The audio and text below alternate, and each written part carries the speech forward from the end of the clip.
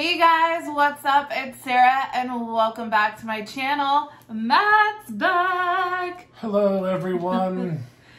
First off, you guys, I just really want to say thank you from the bottom of my heart. I took a few days off social media because I was dealing with some mental health issues and I just needed to kind of collect myself, get my doctors and my prescriptions in order. And it's actually Mental Health Awareness Month, which I did not even know about. Oh, there we go. So I am not feeling 100%, but I definitely feel like I'm going in the right direction. And I would just encourage you, if you are kind of feeling like you're not feeling like yourself, definitely seek help. There's no shame in seeking help, and check in on your loved ones because 2020 was a doozer. I really feel like 2020 just caught up with me. No. We moved across the country. It was a lot. Yeah. So I think kind of just that all came to bite me in the booty. And, but now I missed you guys and I know they missed you, Matt, and who can blame them? Really? A lot has happened with our lovely Merrifields. I think we're talking Seeking Sister Wives, specifically the messiest throuple to ever appear on television. Garrick, Bert and Ernie. Bert and our sweet oblivious. Well, actually, she's not oblivious. I want to say she's oblivious, but Danielle knows exactly. She's cognizant what's going on, and I think she's just too scared. Where should we start? Because it's just, what would you do if in 13 years I was like, you know what? God told me that I need to take another wife, and you're going to have to deal with it. And if you can't deal with it, God told me it's totally okay for me to drop you and leave you on the curb. Yeah, like there definitely seems to be like a or else. Yeah. Well, like or buy scenario. Like the thing is she either has to be on board with it or no more marriage, right? Well, and like this episode was, it finally had, or at least the most recent one. I feel like I'm a few episodes No, that's behind. the most recent was when they come back from Mexico. Yeah.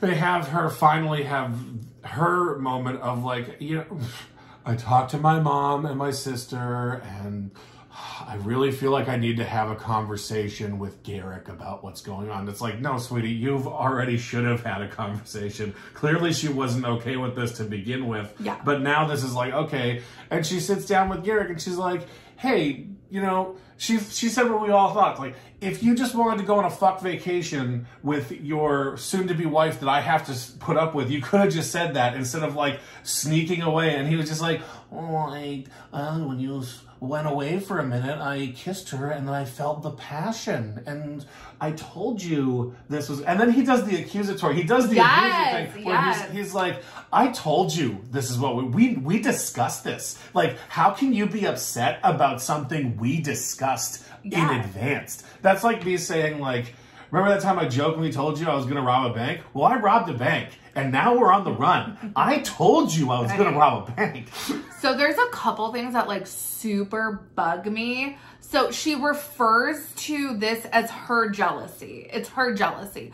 I'm sorry that I exhibited moments of jealousy and basically ruined your bang trip, Garrick, right? Well, like, no, that's how she's talking to her sister-in-law about. A victim. And she's not, she's what we would, so in a situation where someone's playing the victim, they apologize. Oh, I'm sorry, it's my fault, blah, blah, blah. That's where someone's playing the victim. In a series where someone is the victim, they genuinely feel like they've been made to feel that it's their fault. No, but here's the thing, though. This, to me, this isn't jealousy. Jealousy is when you are on The Bachelor and you don't get picked for the one-on-one that week, right? Oh, you're a little bit jealous of whoever got to go. Well, I'm sure when you're in a 13-year monogamous marriage and then poof, one morning you get told that we're now leading a plural lifestyle, I don't think your reservations and your hesitancy about that is jealousy. I think that that's total natural what the fuckery happening in your mind. Well, he also, we finally saw a real, true, honest to gospel emotion come out of him when he's just like, I can't wait to go back. I'm really gonna miss Berta. Oh. And he was crying about that because that's the only, he's really gonna miss the one that he's leaving his wife to be with. Like that was when he was crying about, it was like, he didn't cry at his own divorce proceedings when his wife was bawling her eyes out. He got him, or he said he felt emotions. He says, I have emotions. I too have emotions. Yeah. But like he said he felt emotions, like he was like sobbing, and his sobbing was like person who's cruising. He's like, I'm so sad. It was straight so face, like so uncomfortable. And just this whole thing where it's just like, you know, when he went to the camera, when he did his aside later on, and it was just like, and the producer was like, "Do you think what was it? Do you think that that she really wants this, or is it, or is she just doing this for you?" And he goes, "Well, you know, God hasn't shown her the way yet, you know, but she obviously wants this. Of course she wants this." And this is right after the conversation of her being like, I don't like this. Like, she flat out said a couple weeks back, she flat out said, and I actually made a meme out of this today, with Garrick saying, "Oh, I'm totally confident that that Danielle, this is what she wants, blah, blah, blah." And then cut to 2 weeks prior, Danielle goes, "Well, if it was up to me, I wouldn't live this way." That's right. Well, that statement right there proves that she... Well, it is up to you. You don't have to live this way. She's under the impression that she has no power in this relationship. And she literally gave up any power she would have had when she's... And I don't know who needs to hear this. We are religious, spiritual people. We're not like... knocking on your door to shove it down your throat or anything, but we have faith. I cannot imagine a world where God would lead you down a path of misery, where that is his intended purpose for you. As someone who I consider myself a Christian, I just don't think that is what God wants for his children. Like, that's not what I've been led to believe. That's not how I believe it. But like, I also don't think that God's like, hey man, you get to have all the fun, and even though your wife's not into this, you're good, bro. Like, go find your young Brazilian woman, and if your current wife doesn't like it, don't worry, she can get out of here. And not only is she not into it, this is breaking her down. Yeah, she's been breaking her spirit. From the first episode to now, it's been visual how broken she's become. Like, if she's crying at least once per episode, and it's not happiness in her new relationship status. And Garrick almost seemed like annoyed at the end of the episode. He was annoyed. No, he was annoyed with like, well, God hasn't delivered her from her jealousy yet. Oh. And in my mind, I was like, are you about to, Garrick? Like, it seemed really ominous to me. Like, at what point does God say, right, no, stop. You're being a bad person. You're supposed to like honor your spouse, right? Yep. That's what we said to each other. Yep. He's not honoring her. Oh no, but he is, because, he is, because like he allows her to live in his house, and he allowed her to sleep in his bang sheets. He allowed her to birth his children, and he allowed her to not divorce him the first time that she got brought up. Speaking of children, what did you say to me earlier? Oh yeah, I don't think that he gives any shits about his kids, and this is my opinion, but I feel like he doesn't give two shits about his current kids, because like all he cares about is fucking this Brazilian chick, and like, she's not a factor in this, by the way. She's not problematic at all. She seems to be the most pragmatic of the two of these people. Like, she's like, hey, if Danielle's not into it, I can't be with you. So she put that right out there. Yeah. But like, he's literally like, okay, like the teaser for the next episode is, okay, I feel, this is how it read to me. Okay, so Danielle's not into this, but I'm kind of doing it. So, hey, we better rush this. We should plan the next trip and start the baby making process. Because let's have a baby. Fuck it. right? Let's have a kid. Okay, we just watched the dinner party episode of The Office where Jan's like, "You want to have a kid? Fuck it, let's have a kid." And so, do you really mean that? But like, he's literally, it's sadistic. It's really is. It's sociopathic. It's hard to watch. Just the fact that like, she was really watching it today, and I was at my desk, and I just. All of a sudden, he's like, okay, yeah, we got to schedule the next trip ASAP and start the baby making process. And it's like, bro, you haven't even gotten your K-1 visa. You haven't even gotten this chick married to you yet. And you pretty much as said that you're planning on moving to Brazil if she doesn't get a citizenship. So maybe get a little like one piece settled before you start another piece of this puzzle. Like, it's interesting to me. We saw Garrick and Danielle's children in the first episode, and these boys, they're like teenage boys, I believe. They're coming into their own, and this is how you're showing. It's not even you're showing your son's plural lifestyles, because I have no problem with that on the surface. Like with the Winders, I think that Colton actually loves both of those wives equally, and he actually is a very caring, as much as emotion as he can admit. It doesn't seem problematic. It seems like everybody's on the same page. Right, but like the type of the way Garrick treats Danielle, and it's not like outright violent or anything like that, but just the emotional neglect and manipulation. They are teaching these boys how to treat their significant others going forward, and it's disgusting. Oh, it's horrible. Yeah. I don't like it at all. It's super sad.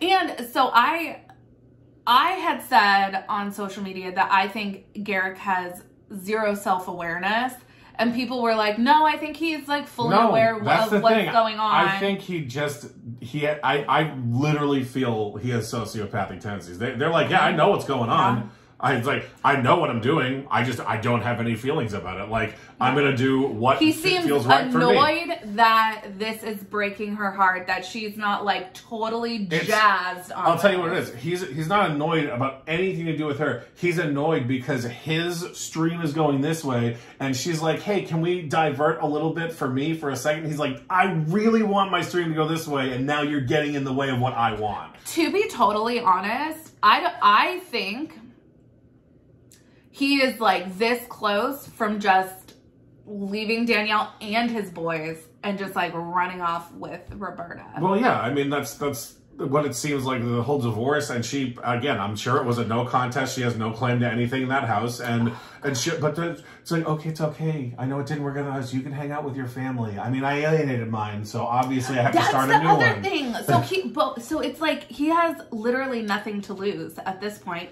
He lost his entire family, disowned him. I mean, see, I wouldn't see it that way if I weren't him. Like, in his shoes, he has nothing to lose. In my opinion, I'm like, you're losing everything when you're losing your wife and your kids. Like, and you're literally, basically, you're having an affair with consent from with forced, or like, what would you call that? Not consent, but like she's coerced. She's coerced into allowing it to happen. And he's like, cool. And now you're just going to be like, hey, we're going to get her pregnant. I'm going to start a family with her. And looks like it didn't work out. This is just a different Dateline episode.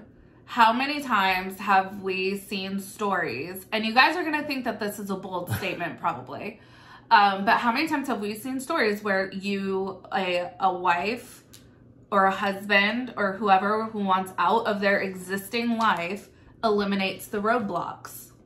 Okay, yeah, I don't think it's going to get that far. I don't think so either. Because he already got divorced. I wouldn't put it past him to, like, just dip out on them. No, but yeah, you know what I mean? There's a big difference between dipping out and pouring a little bit in the coffee every day.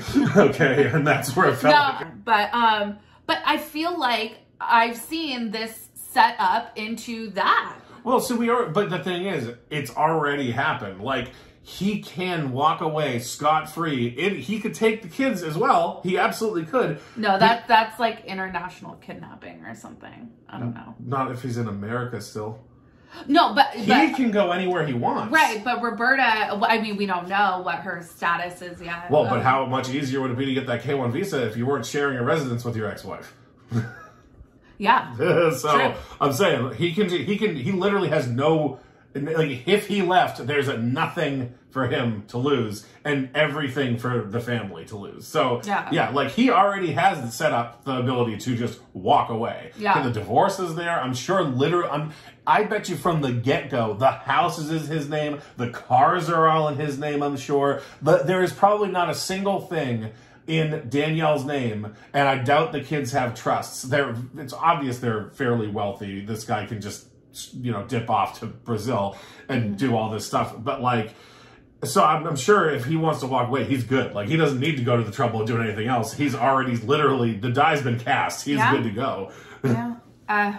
I mean, and we'll see how the rest of this plays out, because I'm so curious, because I'm like fairly confident that the majority of this was filmed a long time before like the border shut down and the pandemic really got into full force. So, and we just haven't really heard anything on social media regarding their relationship status, like Roberta's status, if she's been given her K-1. Don't know how that's gonna work. What I really wish is, I wish that so I get what her mom is trying to do. Her mom is trying to encourage the family to stay together and encourage what she thinks her daughter wants, right? But it's so clearly a certain level where you just need to stop. But it's so clearly not what she wants. Like, her actions and her words are not the same. She is broken on the inside, and it is. I really wish her sister-in-law and her mom and her dad would just really encourage her, take her to therapy separately. They need to do what they do. They need to get an exit plan going. No, they need to do what they do to when they drive up with the van in the middle of the night and they just take her and drive her to a safe location. Yes, like, honestly, like, I mean, but honestly, yeah.